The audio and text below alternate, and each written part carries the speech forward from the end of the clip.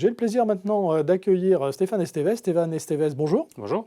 Alors vous êtes directeur marketing produit EMEA chez Splunk. Oui, tout à fait. Et vous êtes en charge plus exactement du marché IT. Voilà. Alors je vais vous laisser la parole pour un sujet un petit peu original qui porte sur les 5 erreurs les plus communes qui pourraient ruiner votre stratégie multi-cloud et comment les éviter. Donc Stéphane Estevez, je vous laisse la parole pour parler de ce sujet. Alors, merci. Bon, c'est un sacré sujet, je dois avouer. Alors, c'est vrai qu'on a toujours tendance à parler du cloud comme une solution un peu magique, avec beaucoup d'agilité, d'élasticité, etc. La réalité, c'est quand même il y a beaucoup de challenges quand on parle du cloud. Un des premiers challenges que l'on voit, et on verra après justement comment tout ça se traduit par les 5 erreurs, c'est le manque de visibilité. Aujourd'hui, il y a un manque de visibilité dans tout ce qui est environnement multi-cloud, parce qu'on est dans un monde hybride dans lequel il y a les clouds, plus le on-premises, etc. Ensuite, ce manque de visibilité est souvent lié à un manque d'outillage ou alors à un outillage qui n'est pas forcément consolidé. C'est-à-dire qu'on a trop d'outils, qui du coup freinent cette stratégie d'avoir une vue unique en termes de supervision. On a d'un côté son outil APM pour voir ce qui se passe sur les couches hautes applicatives, les outils dédiés pour tout ce qui est peut-être SAP ou autre, des outils cloud qui sont fournis par les cloud providers, je pense à CloudWatch, Azure Monitor, etc. Et finalement, on passe d'outil en outil, et le résultat, c'est qu'on se retrouve avec ce qu'on appelle, je suis désolé pour prendre encore un anglicisme, un mean time to repair. Donc, en gros, c'est en combien de temps je peux prouver que je suis innocent et que ce n'est pas de ma faute. Donc, je passais énormément de temps dans l'investigation, et ça crée une situation où on a de plus en plus d'incidents à l'heure actuelle, alors que les cloud providers nous fournissent des solutions extrêmement fiables, les technologies sont fiables, et pourtant, il y a de plus en plus de plantage.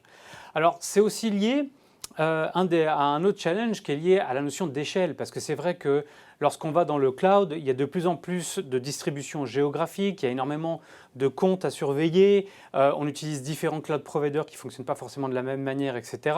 Ce qui crée aussi des problématiques de gouvernance, puisque cet environnement est constamment en train de changer. Et ça demande forcément des compétences qu'on n'a pas forcément toujours, puisque ça demande à apprendre des nouveaux langages, à être familiarisé avec des API, des nouvelles API, etc. Bref, à la fin, on va se retrouver avec une situation assez compliquée, des coûts pas forcément toujours maîtrisés, puisqu'on va se retrouver avec des ressources parfois que l'on va payer, mais qu'on ne va pas forcément utiliser, parce que tout le monde a un peu accès à la carte bleue lorsqu'on utilise le cloud. Et à la fin, ça devient difficile de réorganiser tout ça. Donc il y a aussi un challenge d'organisation interne. Alors du coup, ce que l'on voit régulièrement quand on discute avec des CIO et des CTO, des DSI, c'est 5 grandes erreurs, on va dire. La première erreur, ça va être de planifier par accident et pas planifier par design. Ce que je veux dire par là, c'est qu'on considère trop souvent que le cloud est juste une brique technologique, alors que les implications vont bien au-delà. Donc on ne peut pas forcément laisser certains individus choisir un cloud par préférence personnelle ou par habitude, ou parce qu'ils ont déjà utilisé ce cloud dans le passé dans une autre entreprise, etc.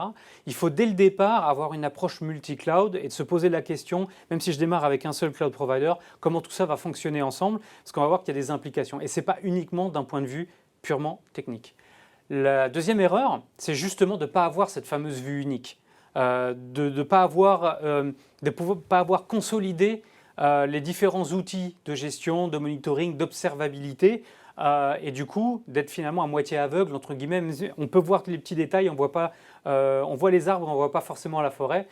Pour ça, on recommande aussi également de faire appel, et c'est un peu lié à l'erreur que j'expliquais un petit peu avant, à des outils plutôt standards. Donc ça va être, quand on parle de monitoring par exemple, se pencher vers OpenTelemetry, qui offre des agents open source, on va dire. Mais ça, c'est valable pour tout. C'est-à-dire, pourquoi utiliser des solutions? Alors, peut-être que les cloud providers n'ont pas forcément aimé, je m'en excuse, en tant qu'ancien product manager d'un cloud provider, mais d'utiliser des solutions propriétaires et aller vers peut-être un MongoDB ou quelque chose, une technologie que je sais qu'il va pouvoir fonctionner sur du multi-cloud. L'erreur suivante, ça va être surtout de ne pas comprendre et d'analyser mes besoins réels en termes de performance pour mes applications critiques. Parce que si toutes mes applications sont différentes, tous les clouds le sont également. Et ça va impliquer un certain nombre de risques, d'une mauvaise adéquation entre les ressources et l'application, de peut-être prendre un stockage beaucoup trop cher ou trop performant dont je n'en ai pas besoin ou l'inverse, etc. Et ça part souvent d'une idée qui est fausse, qui est de se dire que lorsque je suis dans un environnement multi-cloud, j'ai une interopérabilité par défaut. Ce n'est pas vrai. Aujourd'hui, il faut penser que même si les cloud providers utilisent beaucoup de technologies communes, et ça c'est toujours une excellente chose, leur implémentation, donc tout le monde fait du container, tout le monde fait peut-être du Docker, mais leur implémentation en termes de load balancing, de sécurité, de réseau, de méthode de déploiement d'API peuvent être complètement différentes. Donc ce n'est pas forcément simple de bouger d'un environnement à l'autre. L'erreur suivante, ça va être également, et cette fois-ci on va parler un petit peu de sécurité, de penser que la sécurité, c'est le problème du cloud provider. Non, ce n'est pas le cas.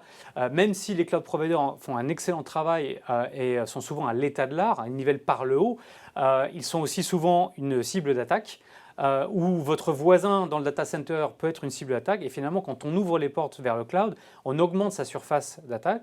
Ce qui revient à une des erreurs un petit peu avant, c'est d'avoir cette vue globale, non seulement pour des besoins de supervision, etc., de monitoring, mais également de protection en termes de sécurité. C'est à peu près la même idée.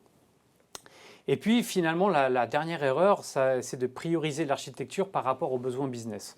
Et aujourd'hui, il faut avoir un peu de bon sens et de se dire que de toute façon, les métiers sont en changement constant. Ils vont forcément, puisqu'ils ont beaucoup d'autonomie, rajouter des briques supplémentaires. Donc il faut avoir cette approche multi-cloud dès le départ, pas forcément penser architecture au niveau technique, mais penser architecture au sens large du terme. Est-ce qu'aujourd'hui, mes choix, on va dire architecturaux, peuvent supporter un environnement changeant de la part des métiers, oui ou non? Et ça, je dirais, c'est une des erreurs les plus classiques, c'est qu'on part directement dans la technologie sans forcément essayer de mieux comprendre les aspects métiers à ce sujet. Donc voilà, c'était pour résumer un petit peu les quelques erreurs classiques aujourd'hui que l'on voit.